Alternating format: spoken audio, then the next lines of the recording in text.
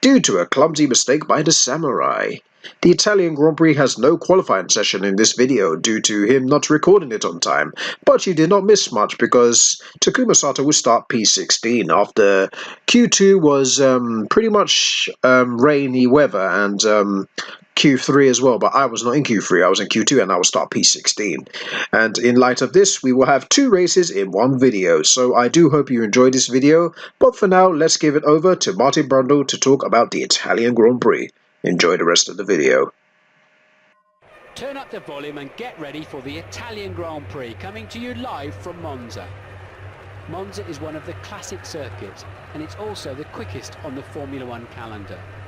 That means we'll see the cars reaching top speeds of around 230 miles per hour over the course of this Italian Grand Prix. Thousands of Italian race fans are here in force today to witness what promises to be another high-octane dose of F1 action. Pretty much perfect weather conditions for racing here today, so we should see some very competitive lap times during this race. Thank you very much, Martin, and here we are on the grid as we are 16th place behind Rosberg and ahead of Mark Webber in 16th, and Klein is 18th, Villeneuve is 14th, and the front row is Fernando Alonso, Michael Schumacher and Felipe Massa, the 3 that are contesting for the title. But when the lights go out, we'll be racing here in Monza. And Takuma Sato hits the acceleration, and his lights out, away we go, and it's a great start by Takuma Sato, who overtakes Rosberg very easily, and Jack Villeneuve, and Ralf Schumacher. What about Liuzzi? Is he going to be in 12th already before the turn 1? The answer is no, he's not. But here we go as we break into the first corner, and we hit Kimi Raikkonen who's in 10th place. But we do maintain, we do take 11th place from David Coulthard. I was about to say we do maintain 12th, but we overtook David Coulthard after turn 2. So we are in 11th place, and it's a very good start. We moved up 5 places already. But I think that's as good as it's going to get because of the fact that this is just a powered, this is just relying on straights. And with straights, you need a lot of speed, and this car has no speed. So I think this is as good as it's going to get, but never say never, because we still are keeping up with Kimi Raikkonen, who is currently trying to overtake his teammate, Juan Pablo Montoya, who is in 9th place. Both McLarens are really doing poor in the Italian Grand Prix this weekend. They struggled for pace during each qualifying session and barely made it out of Q3. They both were 9th and 10th respectively in Q2 qualifying. And Q3, they, well, pretty much Raikkonen qualified 10th, and Montoya actually qualified 6th, but I think he's fallen down to 9th in the process. But it is what it is. Starts always are frantic in this game. So here we are about to end, the front line is going to end the first lap, but we've come out of Parabolica, and we are ready to enter the start-finish straight. And here we will become powerless because of the fact that we are weak on straight. We are the worst in terms of speed. There comes DC with his Red Bull. I think the engine at the back of his car is a Ferrari, and I think it's a year-old engine, but either way it's still more powerful than this Super Aguri Honda engine. Either way, we still keep ahead of David Coulthard, and we did run wide in both entering the first turn and enter in the second, or exit in the second turn, and so far we're doing well in 11th place. I will take 11th place considering the Italian Grand Prix is demanding on speed. But I will hop up, geez, and we due to that making that mistake by touching the curb, we are going to get penalised, and it's a 6-second penalty, and deservedly so after running by. David Coulthard's gone well ahead. He's zoomed right on our outside as now it's Jacques Villeneuve who's taken 12th place. We've dropped to 13th due to that penalty. And here we are now going to lap 4 of this race, and we are currently 11th as everybody's making their pit stops. And that's as good as it's going to get. And we got a replay here of a battle between the Ferrari and the Renault, and Felipe Massa is in the lead as the Tifosi go wild as they enter turn 1 and enter in turn 2, and Felipe Massa still retains first place ahead of Fernando Alonso. What a move by Massa, and what great defending by Massa to retain first place. So it's a Ferrari run free, and Fernando Alonso is currently in the middle of a Ferrari sandwich. Now back to Takuma Sato on board, and he's got contact from Ralf Schumacher, who's overtaken him for P12, and that was pretty much contact there, and I don't think Ralf Schumacher will get a penalty because the penalty systems don't work in this game. But I'm not sure. I'm just going to say Ralf Schumacher was warned for collision with Takuma Sato because he did have to hit him to overtake him. But now it's a Parabolica, and here we are on the start-finish straight. if we can take some slipstream from this Toyota, we can actually overtake him. And here we are, and then here's some more replays of the front battle here between Alonso and Massa. And Alonso is entering Parabolica here and is overtaking him before entering the Parabolica corner. And it's a great move by Fernando Alonso taking the slipstream, but Massa's not giving up this fight rather easily. And Alonso nearly pushed Massa wide, but Massa's still there, and here we are on the straight. And I'm guessing he did the same thing with the slipstream, because he's got Alonso's slipstream here. The Renault might be powerful on the straight, but Ferrari can also be challenging depending on the slipstream. And Massa has once again done the move, and I think he cut the corner there, but it really doesn't matter because he's really made a stick this time without any battle. Now where's Michael Schumacher? I think Michael Schumacher's dived in the pit lane. And here we are with Ralf Schumacher and Takuma Sato, and there's contact!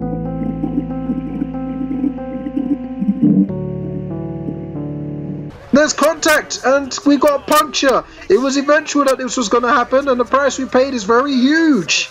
No, Ralf Schumacher's out of the race, but we have a puncture. And now we're letting everybody through as we go wide, and Michael Schumacher's gone through, who's just had his pit stop. So now we are falling back, and let's see the contact. Here we are, we've about to overtake Ralf Schumacher, and then we just hit him. We've just hit him on the... We just gave him no space. Literally, I'm going to raise my hand and say that's my fault. I didn't give him any space whatsoever. I shut the door on him when I really shouldn't have. And look, we've gone for a spin. And, well, this is as good as it's going to get for Takuma Sato. As we are currently in 16th place, but I'm pretty sure we're going to lose that. Yes, we do. And we got a long way to go to reach the pit lane. We're nowhere near the pit lane. So by the time we get to the pit lane, we're going to be in last place. I'll probably be a lap down by the time we reach it. And we spun again. Oh, this weekend has gone from bad to worse for the Japanese driver in the Super Aguri. The Super Aguri just did not want this to be on their head, but seems Takuma Sato's clumsiness has got Ralf Schumacher in retirement, and of course that was two Japanese manufacturers crashing into each other, and that's something they did not want, as the Japanese Grand Prix is around the corner. And we've ran wide on the grass and the race is over! Oh, that was very, very, very clumsy. Well, that incident was bad enough to warrant his retirement today. There is nothing to say. Nothing to say at all. This season has been no exception. We've seen these V8 cars at full stretch here today, heading down the main straight and into the first chicane, and I can tell you, anyone who said that the V8s would be somehow slow compared with the V10s will quickly withdraw that comment. These are mightily impressive cars, and I think this season is just getting better and better. We must now sadly take an extended break due to the cancellation of the Belgian Grand Prix earlier this year. Join us again in October when we travel east to Shanghai, followed by Japan for the closing part of the season. See you then. Thank you, Martin, and half the grid didn't even finish, but my goodness, did I see that correctly? Liuzzi got a podium, Rosberg got third, and my teammate got fourth place! Oh my goodness, Yuji Ide got fourth place! Wow. Just wow. That is actually very good for us because Ide's actually scored some points. So let's see the championship stands after Fernando Alonso wins. And he's now 14 points ahead of Michael Schumacher and 20 ahead of Massa. So looks like the Ferrari's title challenge is going in scuppers. But here we go. Liuzzi's moved up to 11th. Rosberg moved up to 12th. Ide's moved up to 16th. Wow, this is some big points haul for the backmarkers after lots of retirements. Albers moves up, Clear moves down, Coulthard moves down, Montero moves down, and Ralf Schumacher and Mark Webber are yet to score in this championship. Everyone else has scored except Ralf Schumacher and Mark Webber. Constructors' Championship, Ferrari still lead Renault by 27 points, with Honda moving away from McLaren just a bit, and Super Aguri, thanks to Ide, has moved away from Toyota. And BMW Sauber has moved up as well, Williams have moved up, and Red Bull is now down to last place with 5 points. And Midland staying 10th. Welcome to the Shanghai circuit in the far east of China. Qualifying is about to begin, and as always we'll be here for the duration to see who earns that coveted pole position. First though, session 1 is about to get underway, and we'll find out who will be making up the other end of the grid. It's Yuji Ide who is first out onto the circuit. Right, cheers James for that. Looks like we're at the Chinese Grand Prix, and seems we need to have a better response. And here we are currently last place, but we are about to finish a lap, and we go P9. Amazing stuff. And will that be enough for us to qualify into the Q2 phase? Yes, it is. With the second knockout session, where we'll decide grid positions 16 to 11.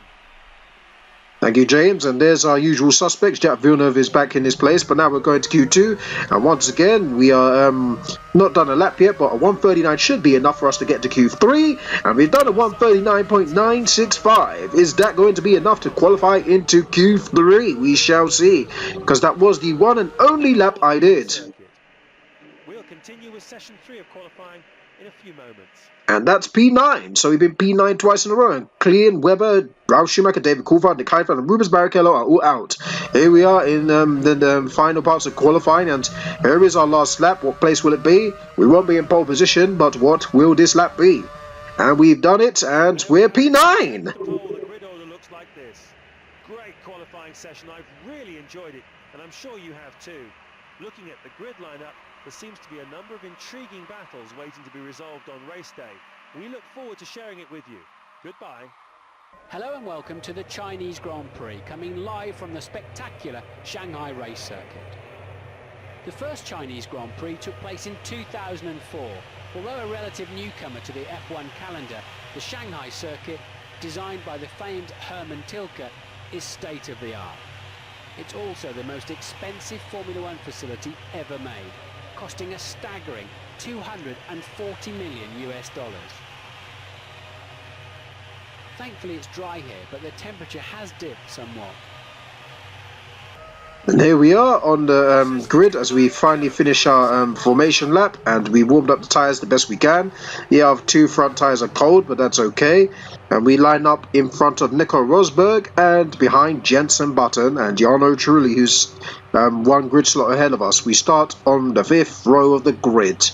We wait for everybody to line up their cars, and when the lights go out here, we will be racing here in Shanghai. There's the 4th light and then 5 lights. Sato hits the accelerator, and it's lights out, and away we go. And there's a great start by Takuma Sato, who is a what a shocking start by Trulli. He's blocked off Jenson Button, but that doesn't really matter. Sato has benefited from it. And will we get ahead of Fisichella in the Renault? Yes, we don't, but we had contact with Fisichella. Oh geez, Sato needs to be very more careful. And he's had contact with Massa. And shocking start by Raikkonen, who's fallen down from 3rd to 6th. And Sato has benefited by moving up to P3 as he's overtaken Michael Schumacher. Michael Schumacher does not need to be behind his super guru. He's chasing Fernando Alonso for this championship. Michael Schumacher. Sato has run wide. My goodness. And Michael Schumacher has taken 3rd place with Kimi Raikkonen back in 4th place. And he's now only dropped 1 place. While Sato has moved up 4 places into 5th place. With Button in 6th and Massa in 7th. And Jenson Button has overtaken Sato, but contact with Button. And oh my goodness, don't hit Jenson Button. You just had trouble with Ralf Schumacher in a previous race. You don't want to be retiring again, Sato. But we are putting pressure on the front runners in the early goings of this, and it's as good as it's going to get, so we better make as much place as we can as we overtake Kimi Raikkonen by a dive bomb, and we're in P4. Great start by Sato, and I needed to take my breath there momentarily because, wow, there was so much to cover there. And Michael Schumacher will be the next one in front, and here is the long straight of this track. Well, Michael Schumacher's just going to pull away ever so casually while we just have to look helpless as Kimi Raikkonen has now overtaken us. Bye, Raikkonen. And that's Fisichella by Fisichella. But we are going to do our customary dive bomb, and we've overtaken both Raikkonen and Fisichella to retain P4. As the end of lap 1 has ended, as Montoya is about to cross the line, and who's still leading the race with Fernando Alonso in 2nd, Michael Schumacher in 3rd, and Takuma Sato in 4th place. With Raikkonen 5th, Fisichella 6th, I think Jenson Button is 7th, and where's Massa? I don't know. But either way, Massa should not be in there if he wants to keep his championship hopes alive. But at this moment in time, Felipe Massa's championship hopes is going in smoke. Or not in smoke, but it's going to end.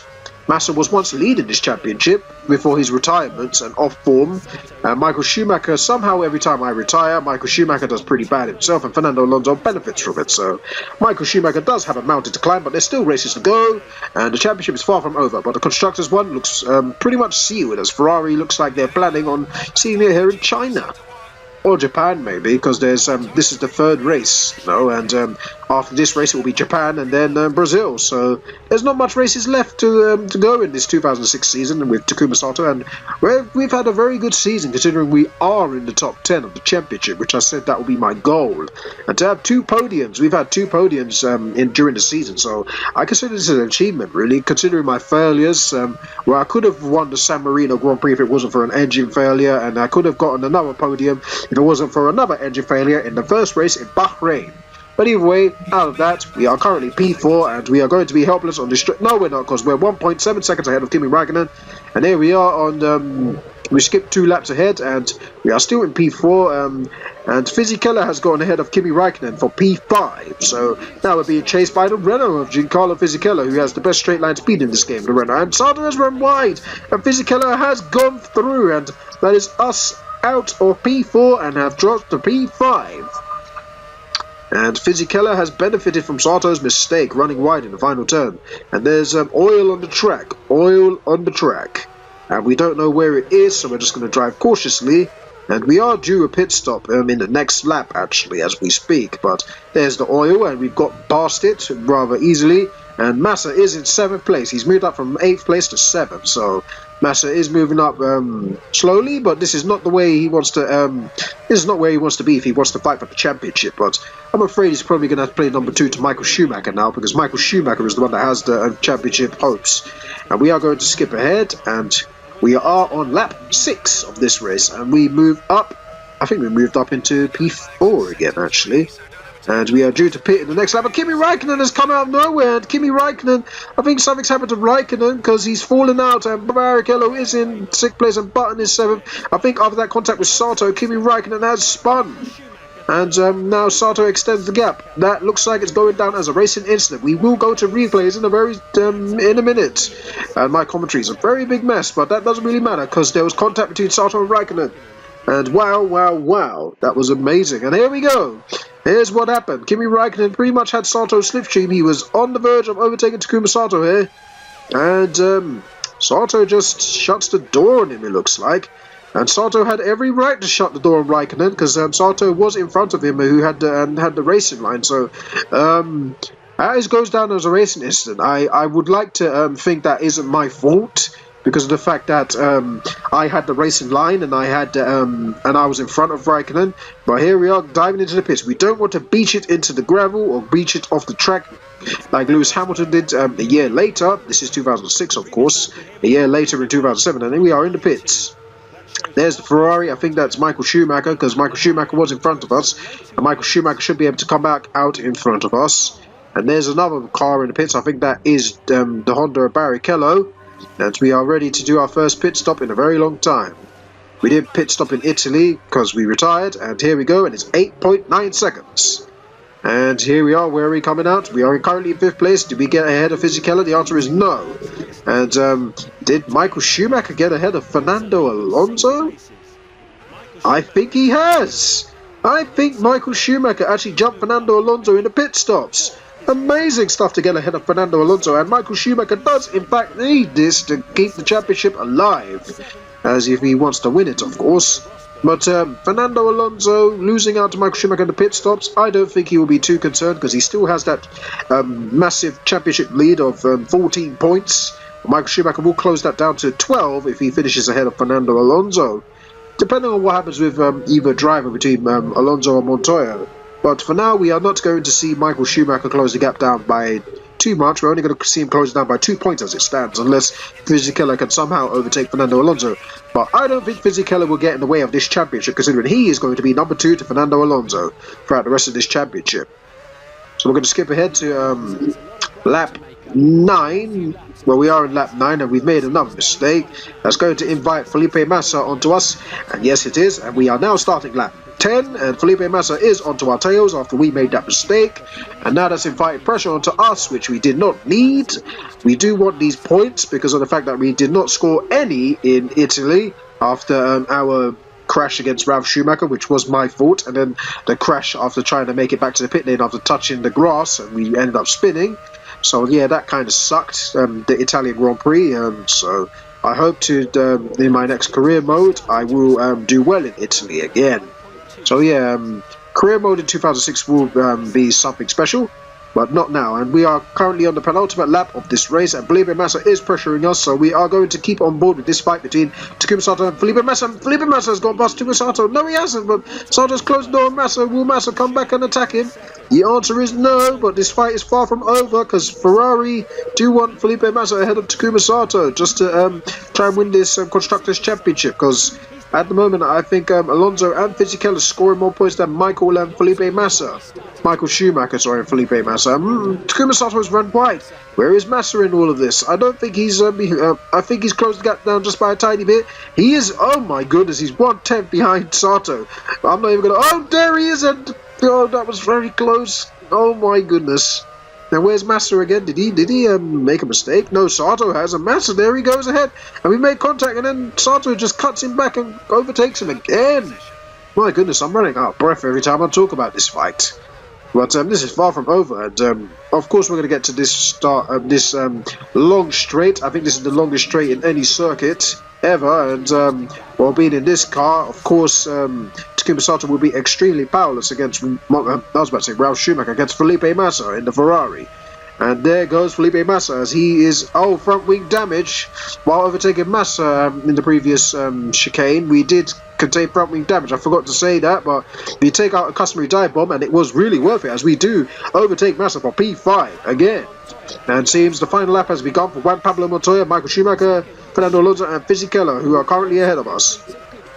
And it looks like we are going to start a final lap, and we are going to feel the peer pressure of a Ferrari breathing down our neck and a Honda. So we got two Brazilians breathing down our neck in two different cars, and this is not going to be fun at all, but hopefully we can hold our own, as we do plan on holding P5 after a pointless finish in Italy. We don't want a mistake, we don't want to make any more mistakes, and we don't want to make contact. But we are going to go to the final start finish straight as we do make the final turn of the final chicane, and we are going to cross the line in P5 as we score 5 points. 5 points for Takuma Sato. Well needed 5 points, if I'm honest with you. Phew, what a race that was. Especially the penultimate lap against Felipe Massa. Jesus. That was so close. I didn't know if I was going to keep that place and get mugged off by Barrichello. I mean, I'm driving the Super Aguri, but Jesus. That was an amazing result considering what happened in Italy. Well, anyway, Martin Brundle, you can take it away and talk about the race. But this was important. Wonderful stuff. Shanghai has provided yet another fabulous Grand Prix for us to absorb. This track seems to get better year after year, and thankfully there are no dislodged drain covers to contend with. Overall, I think the Chinese race organisers can be very proud of the show they put on there, so well done to them. Next, it's over to Japan in 7 days' time for the penultimate round of the 2006 season. As always, it should be a huge technical effort to get these cars tuned just right for those sweeping S's and the wonderful spoon curve, as well as keeping it on the track for the 290 kilometers per hour, 130R. I can't wait. See you next week. Thank you and goodbye.